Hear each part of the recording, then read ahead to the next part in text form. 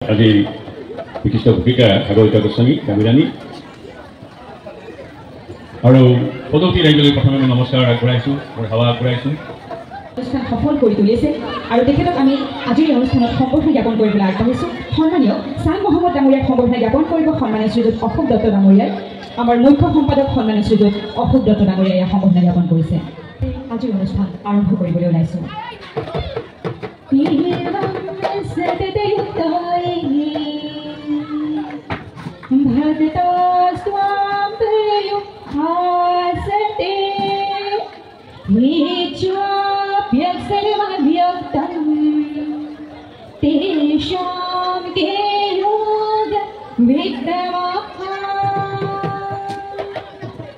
ओम शांति शांति शांति।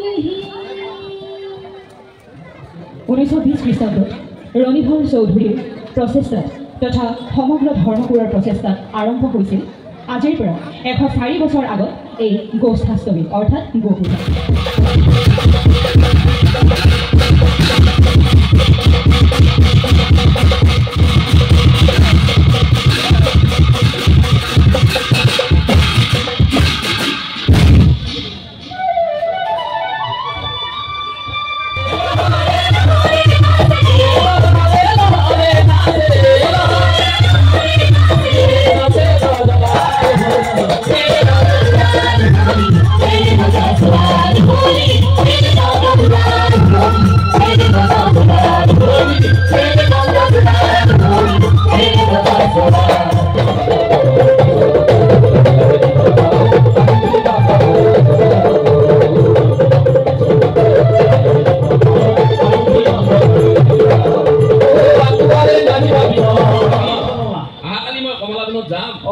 গতিকে তুমি মোৰ বিষয়টো সাজি কাচি উলিয়াই আনিবা আৰু শিৱৰ কথা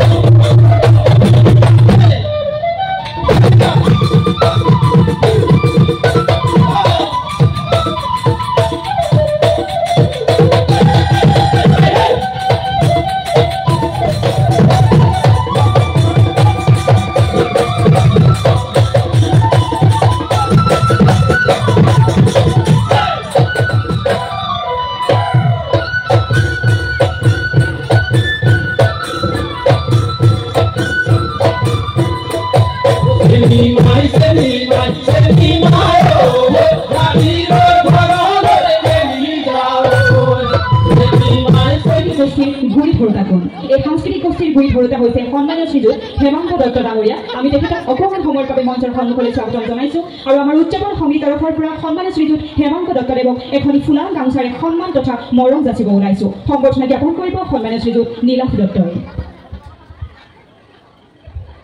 ধন্যবাদ জ্ঞাপন কৰিছোঁ। আশা ৰাখিছোঁ এই সাংস্কৃতিক গোষ্ঠীয়ে সমগ্ৰ অসমৰ লগতে ভাৰতবৰ্ষ তথা আন্তঃৰাষ্ট্ৰীয় পৰ্যায়তো নাম উজ্বলাবলৈ সক্ষম হওক। পুনৰবাৰ কৃতজ্ঞতা জ্ঞাপন কৰি আগবাঢ়ি যাম পৰৱৰ্তী কাৰ্যসূচীলৈ।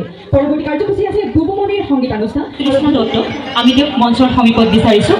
স্থানীয় শিল্পী কৃষ্ণা দত্তক আমি তেওঁক মঞ্চৰ সমীপত বিচাৰিছোঁ। কৃষ্ণ राम नारायण जानकी वल्लभ कौन कहते हैं भगवान।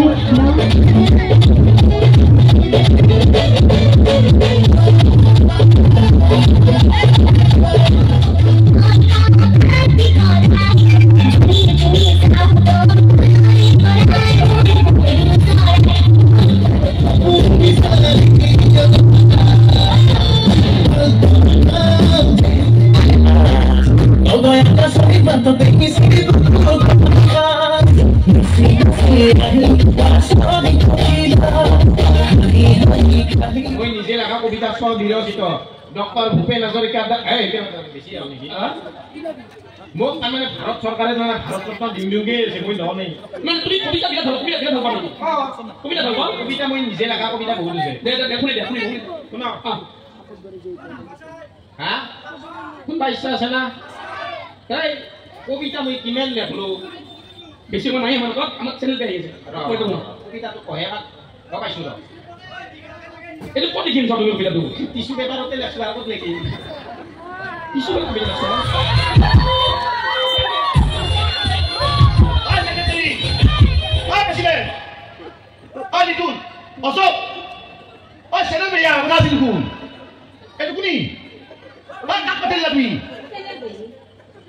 আপনি হো হোকলে হোক মরণ ন কি মরণ নয় কি ফালতু কথা কয় আপনি কোনি আপনি মই কোনি এই গম পা না কোনি আপনি কোনি মই কোনি গম পা নাই গপটো নাই মাত কথা দুখন আমাৰ চেনেল বেয়া লাগিছে না যাৰ ঘৰে অন্ত আমি বসন্ত পচোৱা পৰিবটো কেতিয়া পৰিব পচোৱাটো বাঘখানাত পৰিস্থিতি দুই পাঠত গ্ৰীষ্ম বৰ্ষাহৰ হেমন্ত গীত বসন্তৰ কথা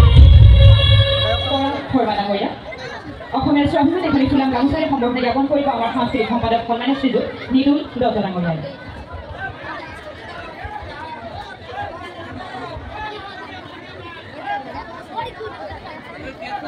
আমি ভক্তপ্ৰাণ শিল্পী আৰিয়ান হাজৰিকাক পুনৰবাৰ সুস্বাগতম জনাইছোঁ আমাৰ প্ৰাচীন ধৰ্মবোৰলৈ আৰু এই যুগতে আমি আৰিয়ানক সম্বৰ্ধনা জ্ঞাপন কৰিবলৈ আগবাঢ়িছোঁ পোনপ্ৰথমে অসমীয়া বিপিনী ভিয়াৰ মুঠে এখনি ফুলাম গামোচাৰে মৰম যাচিব আমাৰ উদযাপন সমিতিৰ সাংস্কৃতিক সম্পাদক সন্মানীয় শ্ৰীযুত নিতুল দত্ত ডাঙৰীয়াই লগতে অসমীয়া গৌৰৱস্বৰূপ এটি ফুলাম জাভিৰে সম্বৰ্ধনা জ্ঞাপন কৰিব সন্মানী শ্ৰীযুত জুমন দত্ত ডাঙৰীয়াই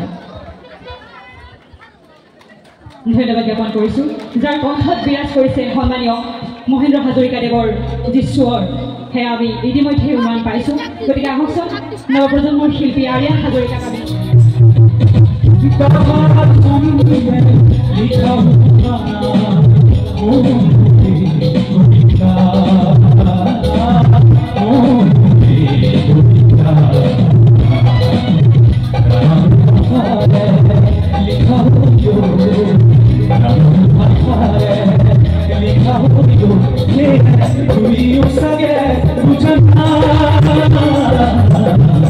শ্ৰী শংকৰদেৱ আৰু আজান ফকীৰ মইতো এনে কোনো মহাপুৰুষৰ নাম নেজানো যাৰ স্মৰণে কঢ়িয়াই সম্প্ৰীতিৰ বতৰা মইতো এনে কোনো কথা